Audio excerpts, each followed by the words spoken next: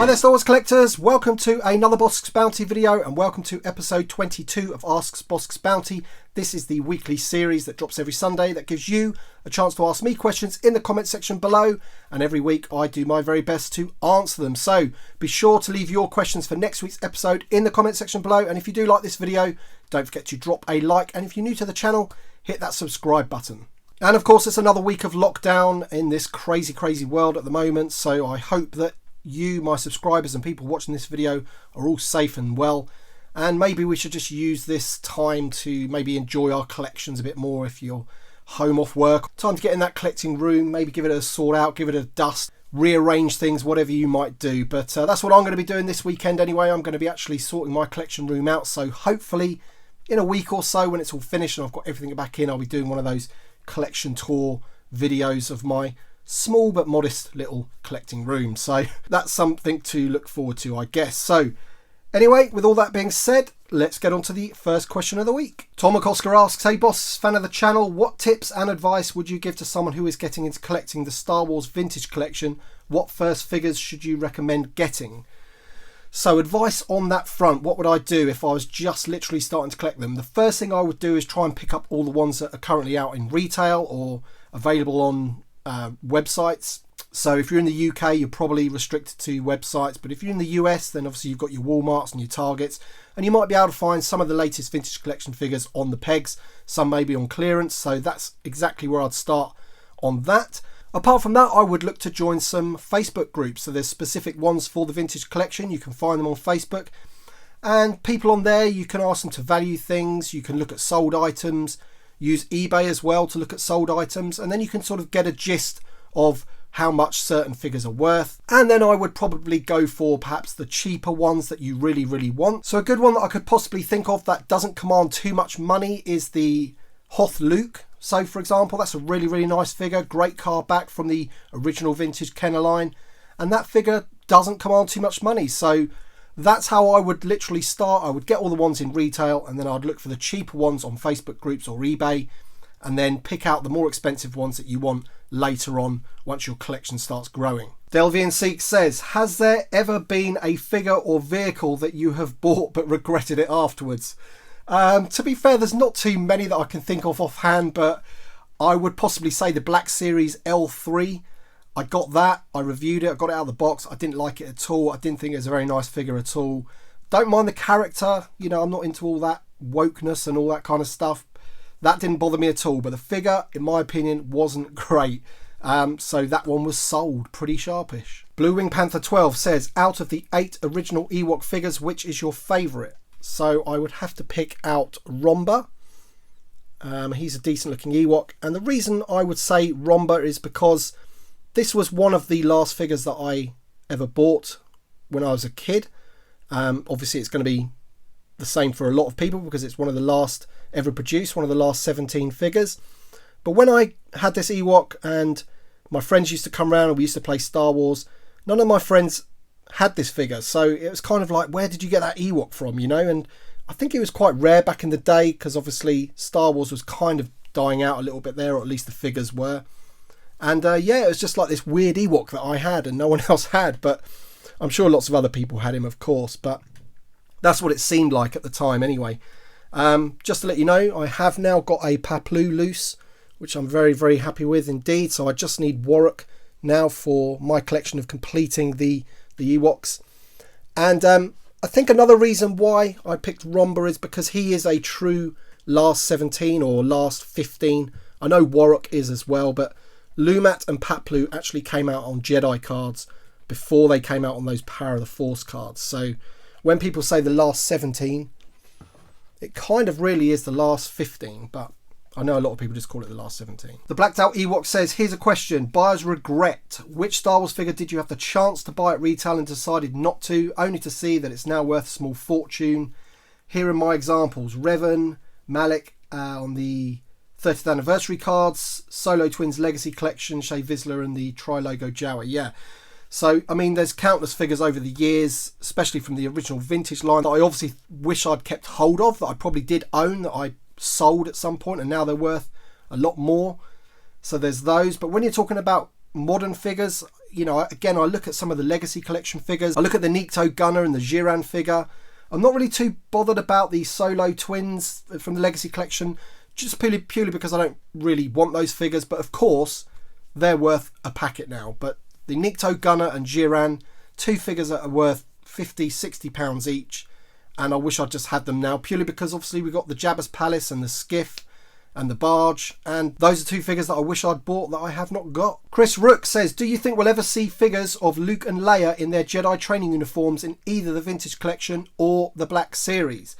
So I would say that if it was 2005/2008, in and around that area, then I would say most certainly we would probably get those characters in one of the lines. But unfortunately, Hasbro is concentrating on far too many scales, in my opinion. They should just concentrate on the Black Series and the Vintage Collection and give us the characters that we want. And if I was to think of two characters, figures that I wanted from the new film, The Rise of Skywalker, I think that Luke and Leia would be right up there. I just don't think they'll be on Hasbro's radar, if I'm totally honest. Cantina of Transformers says, great video, thank you very much, mate. What do you think? Will the Vintage Collection Darth Revan come out? So the last we heard about this, that he was cancelled effectively because of fan backlash. They didn't want that figure that came out in the 30th anniversary collection, and apparently the figure wasn't good enough. So I really don't think he's going to come out anytime soon unless Hasbro really feel like making a brand new figure for him. There's a lot of fan demand, so I'm not saying that they won't, but who knows, But the original one that they were going to be bringing out is cancelled. He was replaced by the Leia Yavin. All you guys from the US are going to laugh at me now how I say this. Potato Tomato 76 asks, what do you think is probably your least favourite figure? So it's very, very difficult to say what my least favourite figure is, because obviously I've got so many from so many different lines, 6-inch, 3.75, Vintage Collection, Legacy Collection, you know, the list goes on and on and on. But if I stick to the Vintage Collection, I would probably say that this guy here, or these guys here rather, this is probably one of my least favourite figures in the whole of the Vintage Collection. I'm not a fan of the card back, and I'm not really a fan of the character, and I'm not really a fan of the figure either, if I'm honest. I could be a bit more controversial as well and say that I don't like the Nonamore figure. Is that how you say it? Nonamore? He looks like something out of Masters of the Universe for me, or Dungeons and Dragons, rather than a Star Wars figure. Very Skeletor looking, and that one's not really one of my favourites, but you know, shoot me. Ryan Supernova says, what is the best resource to use to see what my vintage loose figures are valued? So there's various books out, but some of them may be a little bit out of date these days. So I would possibly say use the app Toy Box. I think it's called Toy Box.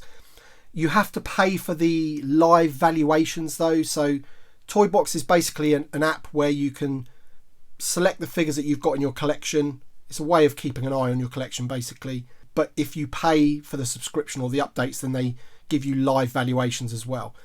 Don't quote me on that though, because I haven't looked at the app for a very long time, but that is one way I do believe that you can look at valuations. Secondly, you can ask the experts. So again, go onto Facebook groups like Echo Base Live or something like that, and you can ask the admins there to value your figures for you, and they do a pretty good job. Plus you can look at sold items on eBay, sold listings on Facebook groups to get a good sort of average of how much your figures are worth. William Lloyd says, do you think we could see a Scout Trooper and Speeder Bike in its own Vintage Collection packaging, or an IG-11 aka Nurse Droid, maybe with the child figure and Speeder Bike as seen in the last episode of The Mandalorian show? Spoiler alert if no one's seen the final episode of The Mandalorian, I do apologise. So this is something that I would absolutely love Hasbro to come out with, is something that replicates this box. So this is the vintage Kenner speeder bike. It didn't come with a figure, you only got the speeder bike. So they might carry on that trend and not actually give us a figure with it. I'm not sure if I'd really care, but I would love a weathered up speeder bike in vintage style packaging. That would be awesome. And I really do hope that they do that. Of course, it would be quite cool if they did do that for The Mandalorian, but I personally would prefer it to be from the Return of the Jedi, the original speeder bike with a biker scout. Marky D 1967 says, hey Tim, love the channel and Sunday Q&A. Thank you, Marky.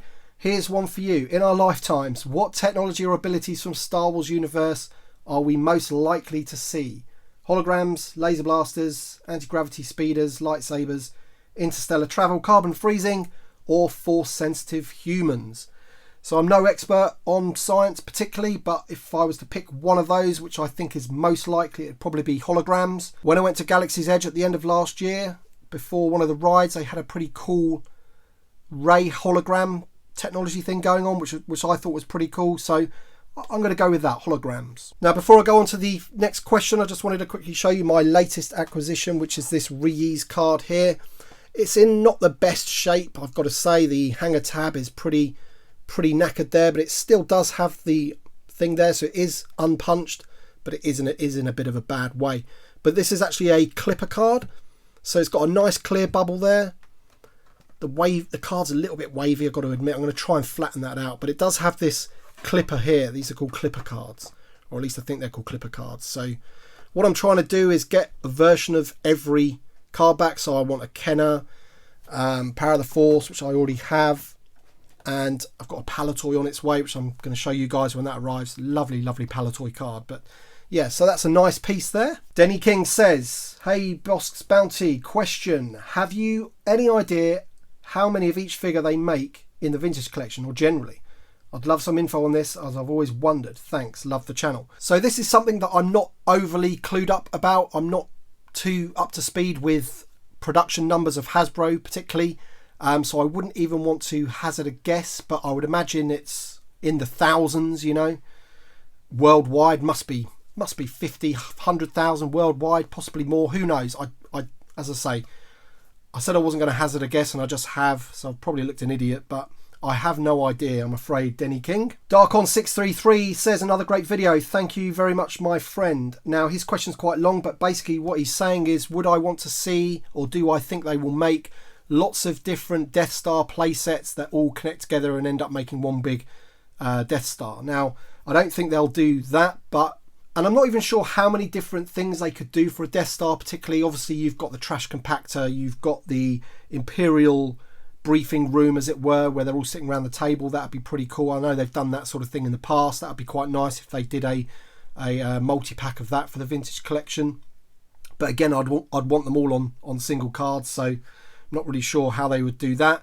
Obviously, we've had already things like the scanning crew and things like that. So, but in terms of having something that actually connected together, I'm not really sure if they're going to go down that route. But there is certainly parts of the Death Star or scenes from the Death Star in Star Wars that I would definitely like to see in the vintage collection. Lewis Cartoon says, hey boss, do you think that they'll come out with any other aliens from Jabba's palace like Kane Adis or Wam Lufba or 6-6 in the vintage collection? I doubt they would make characters that you've just mentioned there. I think if Hasbro were going to make any more characters from the Jabba's palace, they'd probably repack things like the Rancor Keeper and Jiran, ones that they've already got that they could just repack. I think they would do that, and I wouldn't be too bothered if they did that. Those two, for example, are very good figures that would fit very nicely into the vintage collection. And then of course we've got the elephant in the room, which is Bib Fortuna. I don't believe that the current figures that are already out for that are good enough, and they would need to completely remake that figure. But I think they would probably do those before they do those smaller characters that you're talking about. And the last question for this week is from Nathan Duke. Do you think the rumoured Fives figure will be an ARC trooper or just a regular trooper? I would love to see them do him in the Black Series also. Great video. Thank you, Nathan. So again, on this one, I actually have no idea what they're going to do. I can kind of see them using another sculpt that they've already got, like they've just done with the Commander Wolf. I hope we get an all new figure. I kind of hope that they'll go all out and give us both in one package like they did with VC54, the ARC Trooper Commander. That would be awesome, but will they do that? I really don't know. It seems like they're cutting corners a little bit these days, doesn't it? Which is a bit of a shame. So hopefully they'll up their game and give us something really, really good for Fives. Alright then guys, that is it for this week. Thank you very much for watching as per usual. Drop a like down below if you like this video. Subscribe if you're new, as I mentioned before, and we shall see you on the next one.